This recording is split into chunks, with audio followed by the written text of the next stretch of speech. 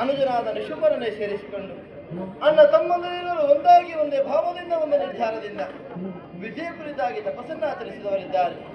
ಒಲಿದು ಬಂದ ಬ್ರಹ್ಮನಲ್ಲಿ ಕೇಳಿದ್ದಾದರೂ ಏನನ್ನು, ಯಾವಳು ತನಗೆ ಮನುಷ್ಯ ರೂಪದಲ್ಲಿ ಒದಗಿ ಬರ್ತಾಳೆಯೋ ಅವಳು ಅಯೋನಿಜೆಯಾಗಿರಬೇಕು, ಆದರೂ ತಾಯಿ ಹೆತ್ತ ಮಗಳಾಗಿರಬೇಕು. ತಾಯಿ ಹೆತ್ತ ಮಗಳೇ ಹೌದು ಅಂತಾದ್ರೆ ನವಮಾಸ ಪರ್ಯಂತ ಗರ್ಭವಾಸ, ಆ ಬಳಿಕ ಲೋಕದ ಬೆಳಕನ್ನು ಕಾಣಬಹುದಾದ ಸದಾವಕಾಶ. ಅದೇ ಆ ಮಗು ಅಯೋನಿಜೆ ಎದುರಿಸಿಕೊಳ್ಳುವುದಕ್ಕೆ ಸಾಧ್ಯವೇ?